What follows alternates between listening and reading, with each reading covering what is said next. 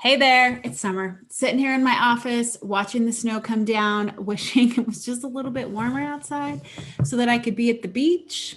I figure what better way to comfort myself, or maybe like torture myself, than to edit one of my photos from my Lightroom road trip last year. At the beach, of course. I'll be hand editing this image, so you'll be listening to me make decisions on the fly based on what I think this image most needs. Let's dive in. So I'm going to start by showing you the final edit that I'm going to try to replicate. It'll be interesting at the end to see if I can actually do that. But I will be able to come close. And I wanted to show you this before I show you the very underwhelming straight out of camera. I was shooting this with my underwater housing on. I had just gotten out of the ocean as my daughter was swimming, and I was swimming with her. We were both out in the waves. And I turned and looked back, and she was just sitting there so beautifully watching that last little bit of the sun go down behind the horizon, and these birds were flying by. So I quickly snapped the photo and got this. Problem is that in an underwater housing, you can't see the back of your camera, and often I can't even see my light meter to meter. And it was a very spur of the moment photo, and the sun had gone down and the light had changed. This is what happens when you shoot in manual. Thank goodness for Lightroom. So this is going to be a little bit of an image rescue tutorial. And just to kind of show you my process when I edit in Lightroom. And I'm going to show you the real deal, how I actually really edit. So here we go. As you can see, there's a lot to be desired. So the first thing that I always do is start out by bringing up my exposure. I tend to underexpose on purpose because I play with a lot of details in light. And I like to preserve the highlights, right? I can always bring up the shadows a little bit, but I can't, if I blow the highlights, they're gone. That's digital photography for you. So usually I try to not have to bring it up, this much. This is a no-go, but usually I'm always bringing it up, my images up around, 3.45, something like that. This is a little more underexposed. Next thing that I want to talk about is my two major editing tips in Lightroom are exposure, right? To get that right, as well as white balance. If you just correct the white balance and you look at that, those two things alone make a massive difference, okay? So there's that. Those are the first things that I always do. You will notice this image is slightly soft and a little bit grainy. It's slightly soft because I was shooting in my underwater housing, and right before we swam in the ocean, we had been in the hot tub and I had my housing in there. So it was really warm, and I went into the freezing cold winter Pacific Ocean. And so there was a little bit of condensation on the inside of my dome port, which made things a little bit less clear. Okay. But I still love this image, and things don't have to be perfect. And I'm going to make it bring out its potential. So the next thing that I do, I always start with presets. I have a set of presets that I have made over the years, and usually this is kind of where I start, right? So this is the one that's my most common that I use, but I think today I'm gonna do my Creamy Dreamy. And that's where I start, okay? I just start there, and these are presets that I've made over the years that really just help me save a lot of time. And so here we are. Next thing that I'm going to do is, now that I applied that, I can bring my exposure down ever so slightly. And I'm going to bring the warmth up just a little bit more. The other thing that I highly recommend doing is you really, really have to figure out, you have to train your eye to see color, okay? There's so many different editing styles out there. There's not one that's right or wrong, okay? We all have different eyes. I mean, there's artists that I can think of that have a very, very specific, unique editing style that I admire, but it's not my cup of tea, and that's okay, right? There's not necessarily a right or wrong. The key is for you to create a consistent editing style. And my presets that I have made help me to do that, because they give me a starting point with my colors, tone curves, so that I start at a similar place. Okay, so on this image, I'm going to bring up my contrast just a little bit. I'm going to leave all of this here for now. The other thing, I generally don't use dehaze.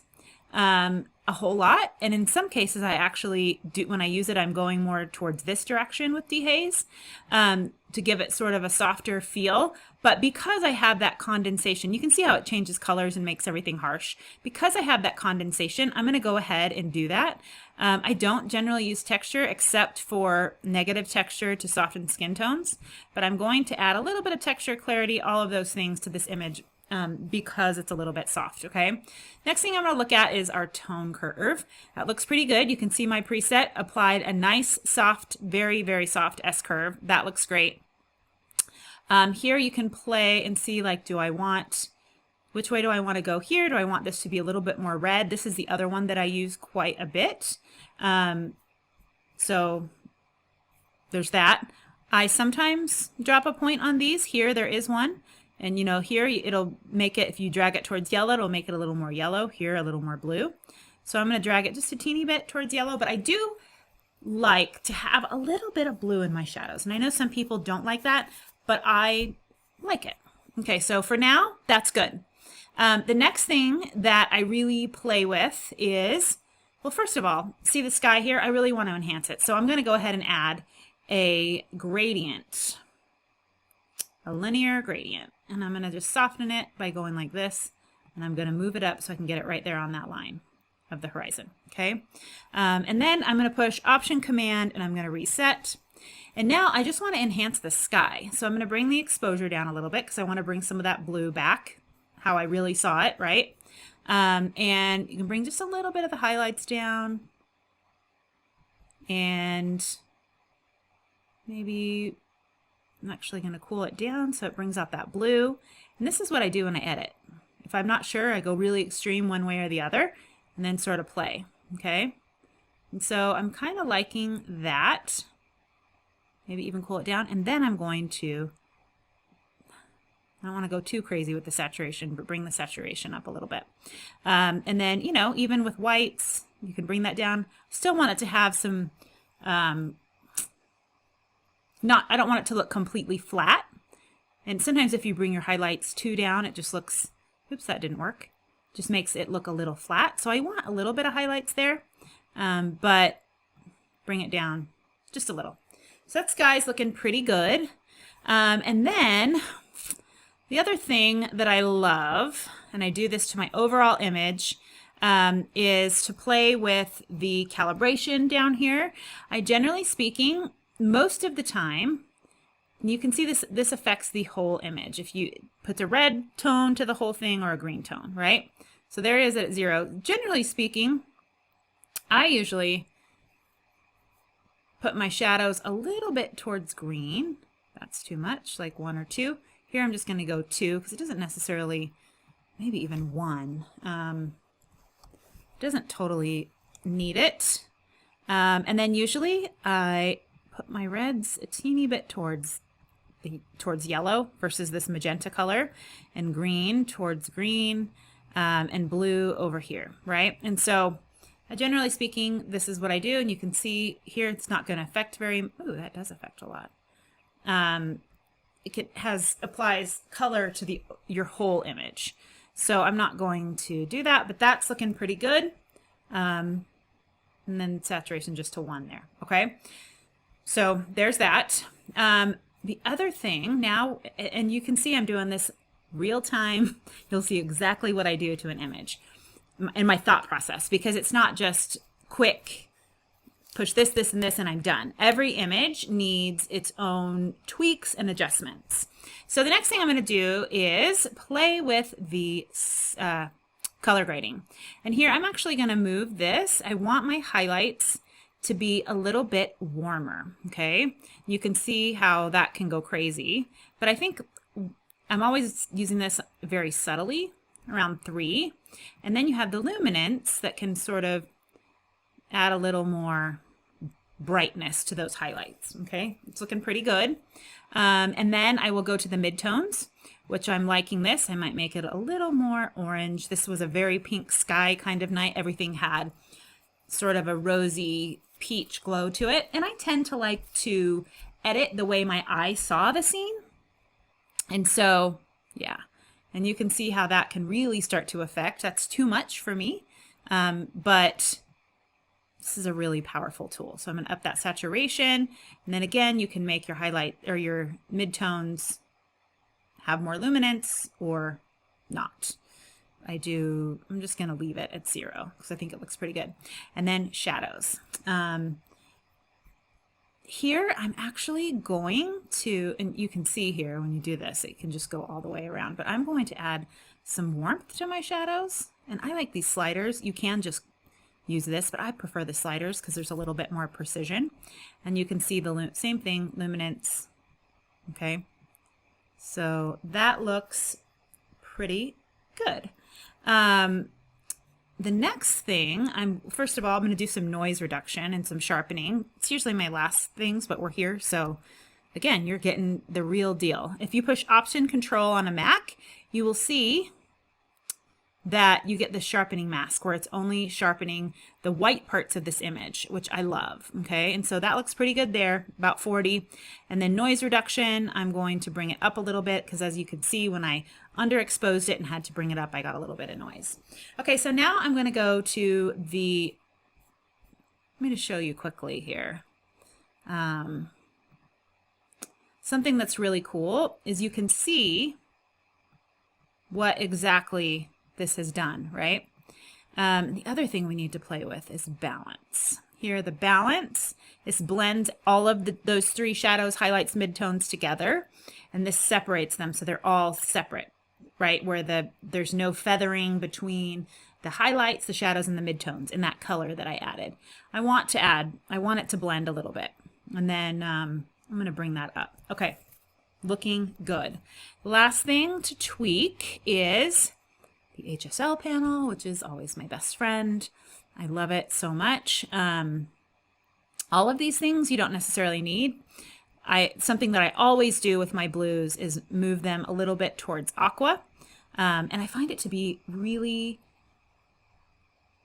a unifying thing. If you have similar tones amongst all of your colors, for instance, if most of my skies or my blues have this tone of blue versus this tone of blue or this tone of blue, when you put them all next together, they're going to look more consistent, and my editing is going to look a little bit more consistent just because of the hue of the colors are similar, if that makes sense. It can really help to unify a portfolio with your editing. Here with saturation, a lot of times I bring my greens way down.